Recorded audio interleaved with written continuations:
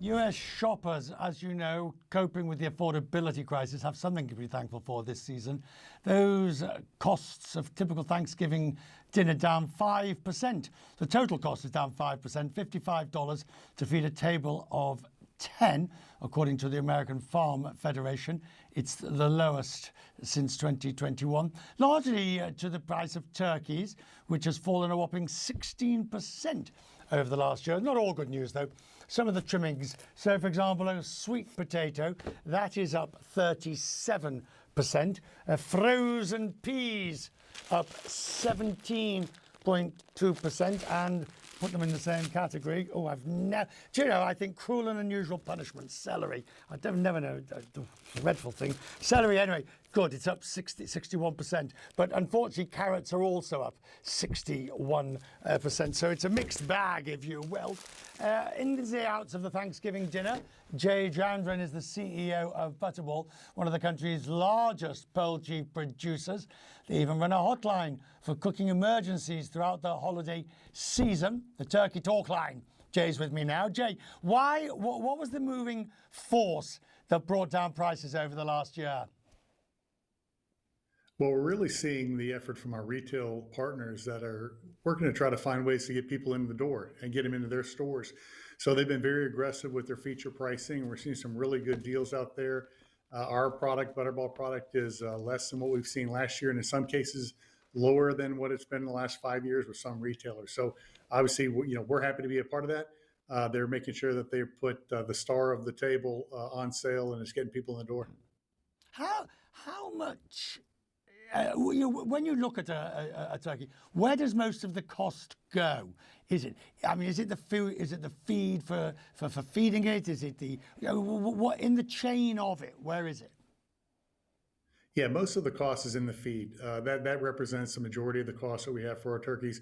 The processing is certainly there as well, the labor to go into that, the packaging, of course. But the majority of it is the cost of feed. And we've been fortunate this past year. We've actually seen a relatively manageable feed costs going into our feed programs, both the corn and the soybean meal. That may change a little bit as we look into next year, but so far it's been pretty good for us to be able to manage that cost and keep the cost consistent with the consumer. And if we look at the overall, the economy and how it affects, because farmers have been badly hit in many cases. Then you look at soybeans and you look at the whole issue with Argentina. You look at it, wherever tariffs in terms of certain things coming in, exports versus imports.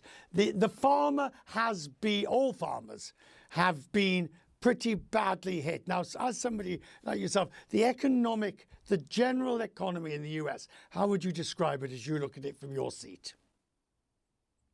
Well, we certainly hear from our customers the challenges they've got with food inflation and other costs that are going up.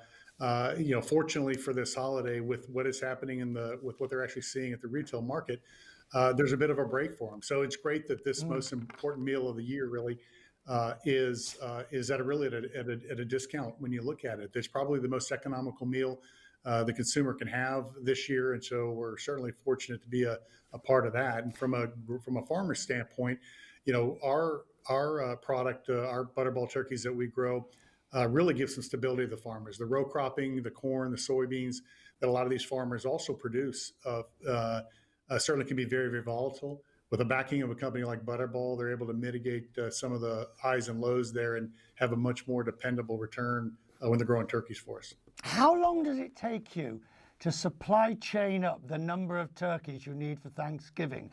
Just thinking about, the number of turkeys for this week versus the number you need on an average week in March. It must be quite a bit of planning for this. It is. We actually start producing our turkeys for Thanksgiving right after the previous year's Thanksgiving. So we're producing frozen turkeys all year round. Certainly we have a lot of other products that we sell throughout the year, but the frozen whole bird, or the whole bird in general for the holidays, represents about a third of our business. And the rest of it goes into products like ground turkey, deli meats, turkey sausage, things like that consumer can get throughout the year. Now, I'm just going to call up my dear good friend, ChatGPT tonight, because that's the one I'm using it. Because I asked Chat, what's the single most question that people ask ChatGPT anyway. And if apparently it is, how long do I cook the turkey and is it safe? Apparently it's acting 1,000,001 ways. How many minutes? Stuffed or unstuffed? Partly frozen? What do I do? Temperature is actually, well, you get the idea. So give us, you're the expert. How many minutes per pound? What's the answer? Well, it's certainly going to vary depending on the temperature of your turkey going in, the size of the turkey. We try not to stick to a time. That can get you in trouble. We want to make sure that people cook their turkey to 170 degrees internally. If you're cooking a Butterball turkey, you don't have to worry about overcooking it. It's still going to be tender and juicy. But if you have any other specific questions, we encourage folks to call or text our turkey talk line. Those folks are the experts. They've been doing it for 44 years, and they're there to help anybody in the last minute. If they need it, they're staffed Thanksgiving morning, so they can help you out any jam you might need. Good grief, magnificent. As you know, sir, well, obviously, for me, Turkey Day tends to be Christmas Day of being British, and I'm sure you're familiar in the Commonwealth and the rest of I'm grateful for your time tonight, sir. Thank you very much. Have a good Thanksgiving. Enjoy. Thank you, sir.